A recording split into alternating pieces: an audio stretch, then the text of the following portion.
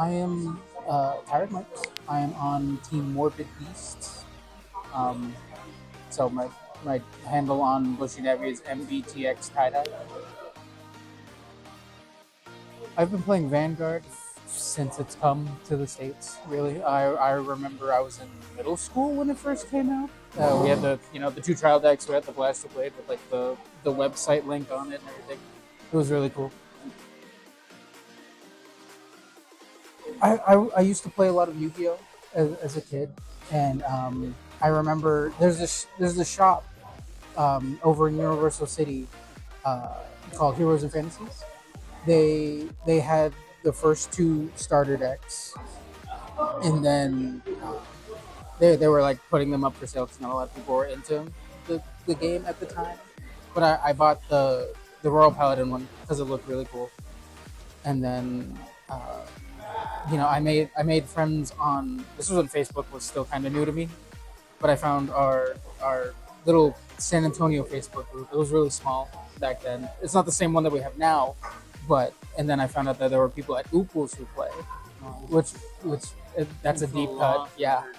yeah, Oh, yeah. It's a very deep cut, but yeah, I just kind of got into it. I remember seeing the show on YouTube because that was the only place where they had it really. Um, and yeah, it was very simple. I saw the show, saw the cards, decided that's what I wanted to spend my middle school and high school allowance on.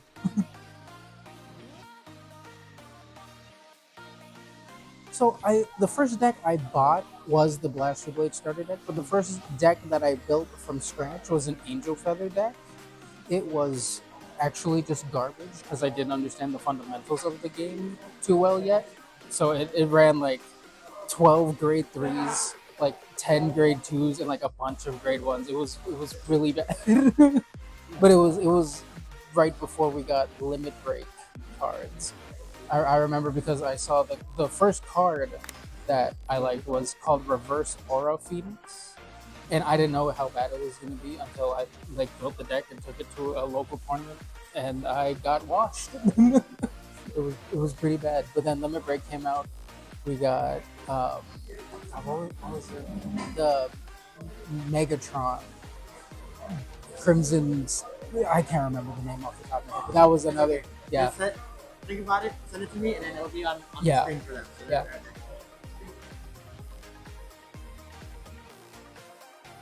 My favorite clan is Bermuda Triangle, and my favorite nation is Lyrical Monasterio, and it's kind of for the same reasons. Um, Bermuda Triangle and Lyrical Monasterio all kind of have a lot of different decks that play differently, but they're still under like the same section. Like when I first started building Bermuda Triangle, it was cool. Like Prisms got like extra attacks. Most of them were like hand bouncing stuff, so that was cool. But like with Lyrical Monasterio, they're literally like a melding pot of all the other nations.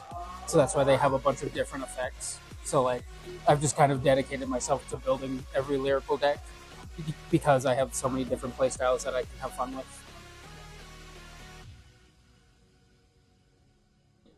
In premium, I really enjoyed Highlander. Highlander Bermuda was a lot of fun with like reindeer and like the three main girls that like you check the top 10 cards. If each card has a different name, you get a cool effect. I remember mostly because I believe it was something Melody. It was the first one that came out with the three grade fours in them. That was the first one that I actually got a case of. So that kind of had some sentimental value too. V, I played Angel Feathers up until I kind of just stopped playing V. It wasn't Ange. It was the one we got before Ange. I can't remember the name off the top of my head. It was so long ago since I've had to play V. And then standard right now. I couldn't really say if I had a favorite for standard right now, just because there's so many decks that I have that I like to play. Currently, one of my favorites for Lyrical Monasterio would be Roll because she was the first standard deck I built, and so sentimental value.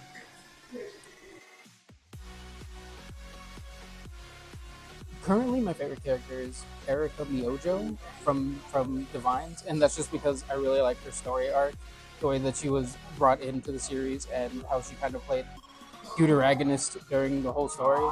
It was really interesting, and I really wish they did more with her. Honestly,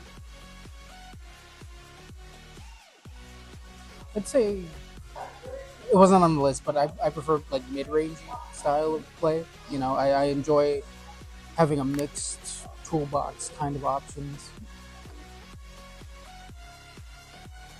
I've always had a problem with decks that rely on soul charging, decks that kind of take from the top of the deck randomly and put into soul or do other effects. So right now that would be like Sweet Linker, Charmant, the just the random chance ones that I can't really. I'm not good at card counting, so like I end up just like, oh well, there goes my over trigger. Good game.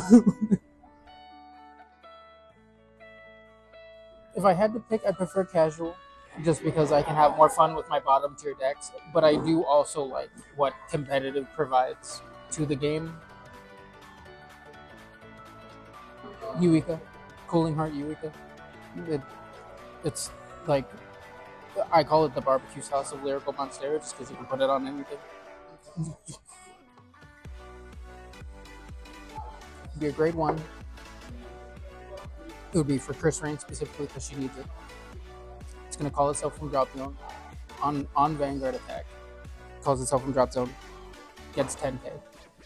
That's it. Short, sweet, simple. It can cost 4 energy, 3 energy. Nice and simple. Another booster for the card that you call from her divine skill. Or it can be a booster for whatever you stand off of her shell. I guess currently my favorite memory is teaching my partner how to play. Um, Watching her learn as the game goes and her figuring out how she wants to play is a really good memory for me.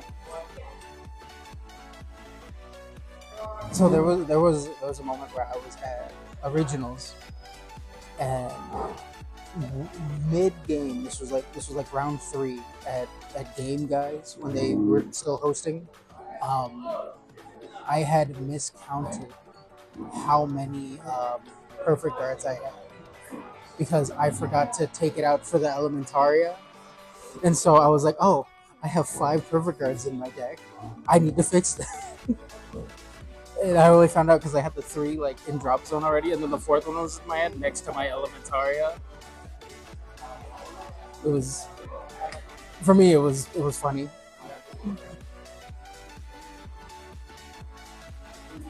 Getting my clan leader cards for Angel Feather and Bermuda Triangle. I think those are my 2 best accomplishments because that's a piece of Vanguard history that not a lot of people recognize anymore. But for me, it's amazing. Hopefully, figure out who I'm going to be on a team with. That's your starters. I know it's going to be her. I don't know who the third's going to be. I think the Vanguard community is very welcoming. They always have been. I've never had an issue where like a new player came in and then just got like immediately bullied out of the game. But something I think the community could benefit from, and this isn't like trying to throw anyone under the bus. It's the homogenization of the format. Homon is, everything is becoming the same, and I feel like that's because a lot of people who are professional Vanguard players, quote unquote, think that the meta only needs to lean in one direction, and that just kind of makes things boring sometimes. I don't like seeing the same 5 decks as the rounds go on, and sometimes the local scene has that kind of an issue. But I digress. Stop lowballing lyrical stuff. Stop being afraid to give us good grade 1s and stop being afraid to give us different grade 3s. I want to give a shout out to my wonderful partner, wife, and testing partner. Kawhi Cripple. That's me. That's her. Anything you want to plug in? Teen Morbid Beasts. You know, we're new, we're here, we're queer. Get used to it. It's a very fun and creative game where you can represent who you are as a person while also having a good time with it.